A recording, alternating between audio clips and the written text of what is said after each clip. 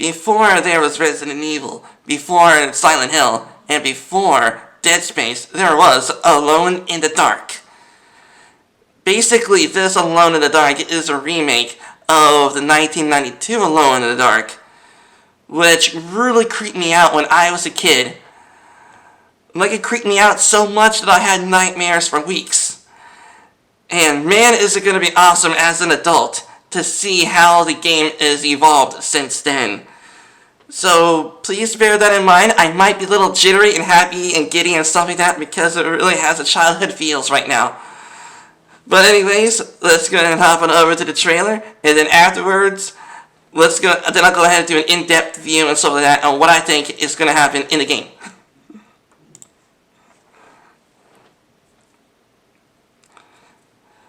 Okay, the following in-game footage contains maddening and haunting images, definitely a lot like Silent of Alone in the Dark. There's a house in New Orleans they call the Rising Sun. It's his actual song. Thousands of young to salvation have gone. Oh God, she knows I'm one. Don't let them get inside, compare. They're not the good kind. Derceto isn't cursed or blessed. It's a battleground. Maybe the Dark Man just likes it when you suffer.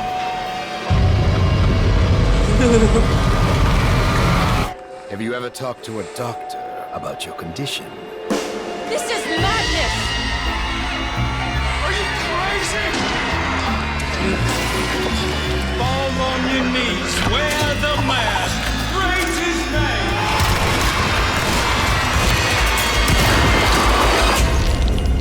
name. Welcome to the Madhouse, Detective. Hey, how's it going, baby?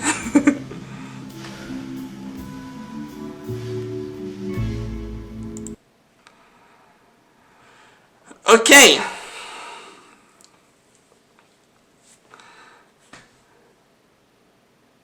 All right.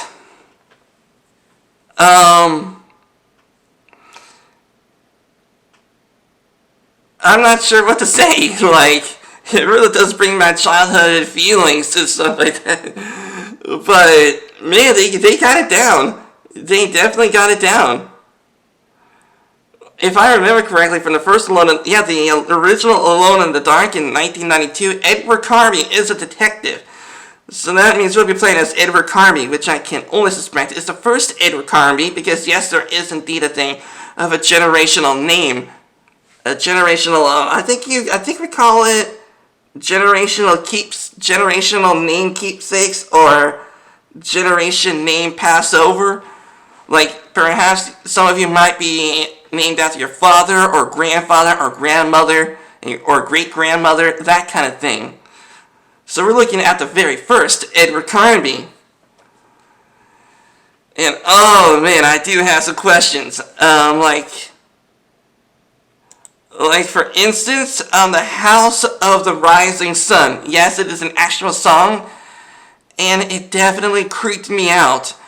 But I do not remember, well, as I think in 1992, there was things about audio that I don't think the song was in there. Unless it's because then I didn't get too, maybe it's because I couldn't get too far in the game in 1992 that I forgot that there was a song there. But man, that was pretty darn freaky on how the little girl, basically from what it looks like, pretended to be one of the dolls that are being hanged.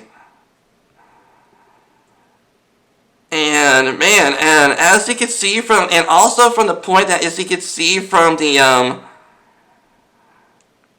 let's see, this part here, this lady says that the Credo Mansion, hopefully I'm saying that right, because that's how I said it back then, the Credo.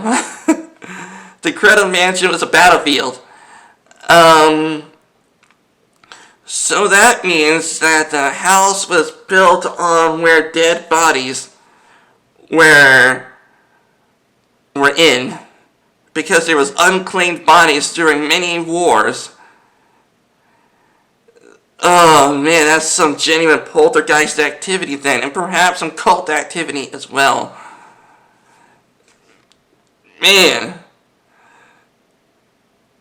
Because that's how it was. I think there was definitely a lot of cults even back in the 1920s, perhaps even the 1930s.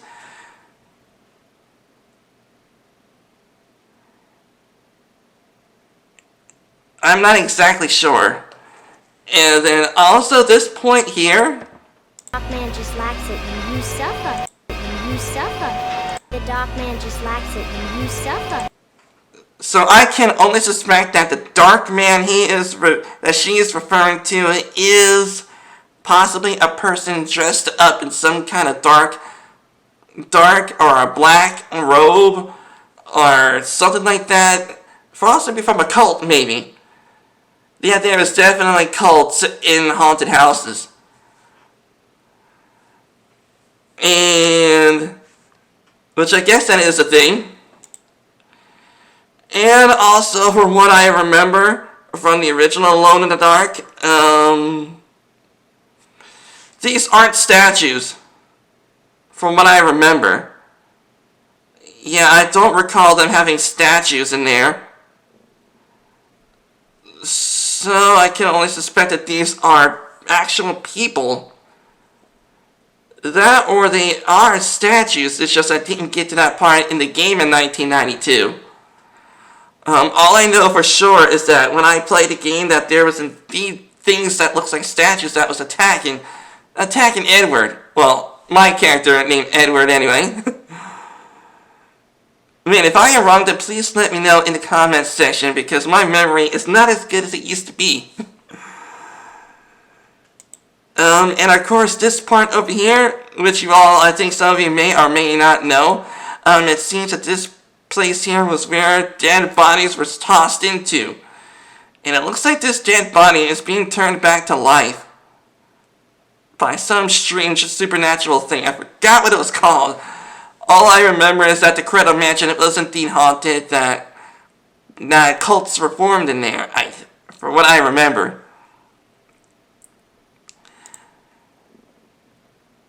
But man, ain't that creepy though. And then of course we got this guy here. This guy is Edward Carnby. Even though that he does in fact look different than the 1992 Edward Carnby, I can only suspect is maybe that there is going to be like some kind of unlockable, and that we could be able to modify Edward to a point where it would look like the original Edward Carnby. I am not exactly sure, because all I remember about Edward Carnby is that his hairline was like in the shape of a V, and he had a pointy mustache.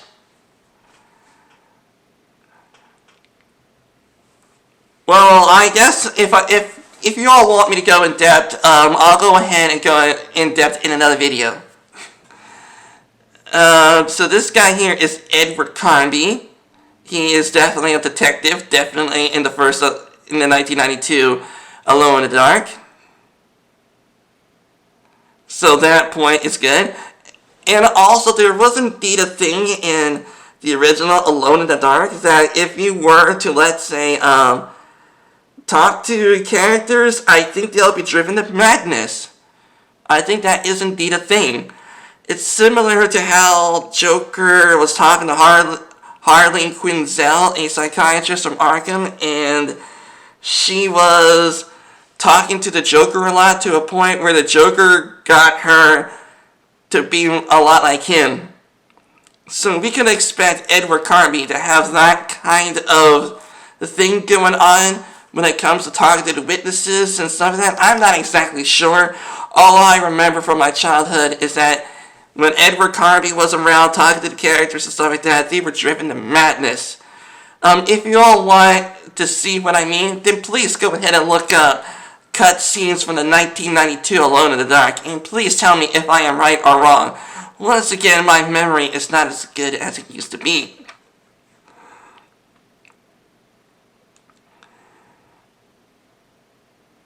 And then we have And then let's see. And then it looks like we could be outside of the mansion. That didn't happen before when I was younger. I tried to get out of the mansion before, and I guess possibly at some point we'll be able to go outside the mansion. It's just when I was in 1992, I tried to get out of the mansion, and I guess I must have did some things wrong because I couldn't get out. Every mob in that game in 1992 was basically a tank, so you have to choose your ways around the house more carefully. Every mob, every creature, every mob, or whatever you want to call it, was definitely a tank. Like they could take the hits. Well, especially with the fist. Yeah, they could definitely take a lot of hits from a fist, but I don't know if they would actually take a bunch of hits with a weapon.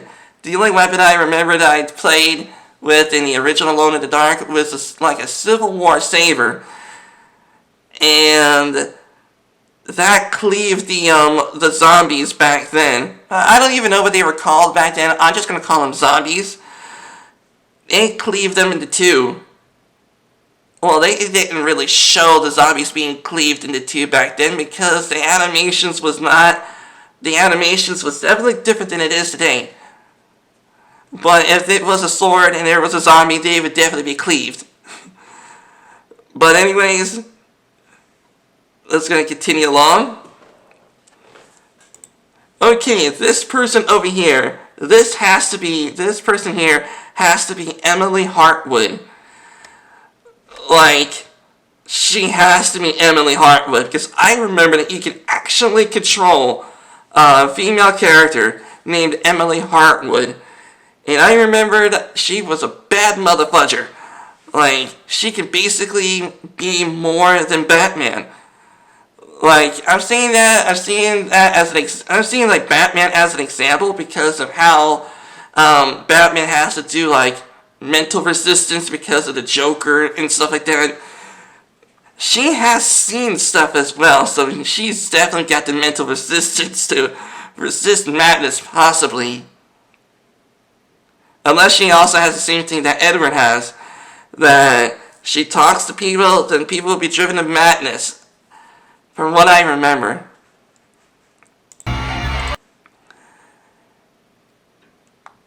And then of course it looks like there's definitely going to be a lot of dark levels. Well, dark hallways and stuff like that, which is always cool in a horror game. Especially survival horror. Which I'm hoping that you don't need to get batteries for the flashlight. Because I think even in the 1920s or perhaps even the 1930s, the flashlight battery life was not as good as it is today. So I truly don't know if you'll be needing to refill up on the flashlight batteries. Fall on your knees. And so, yep, there is definitely going to be a cult. Yep, definitely a cult. And there's definitely going to be puzzles, just like how it was in the original Alone in the Dark. Wear the mask. Raise his name. Wait a minute, so let me see. Yeah, okay, that is what it is. Okay. Alright, so basically, it could be a thing where Edward Carnby's mind is being driven to madness, I think. That was a thing back then as well, I think. Raise his name. Once again, I couldn't exactly get too far in the game because every mob's a tank. So there is in fact going to be shotguns. So it looks like there's going to be a shotgun, there's going to be a fire axe, and I'm hoping there's going to be the Civil War saber. Or at least swords. Just like how it was in the original. But I think this is only showing like part by part. It doesn't actually show like where weapons are and stuff like that. Which is cool. Welcome. Okay. And now this one. I put out a tweet on this person thinking that she is Emily Hartwood because of the 1992 Alone in the Dark. That Emily Hartwood had blonde hair. So I thought that she was Emily Hartwood. But then again, the clothing that Emily was wearing in the trailer did in fact look similar to the Emily Hartwood from 1992. So I can only suspect is that she is the little girl all grown up as a teenager or an adult. I'm not exactly sure. That or she is the sister of the little girl. All I know for sure from what I remember back when I was a kid, that the family who owned the mansion was crazy. I can only suspect it's because of the evil spirits and perhaps the ghosts residing in the place. Matter of fact, the cults and stuff. Not exactly sure. But alright everybody, it looks like that'll be it. I tried my best not to make this video too long. Oh man, I gotta get back to making content again after a break. I'm hoping that you'll have a good time. And take care of yourselves, everyone.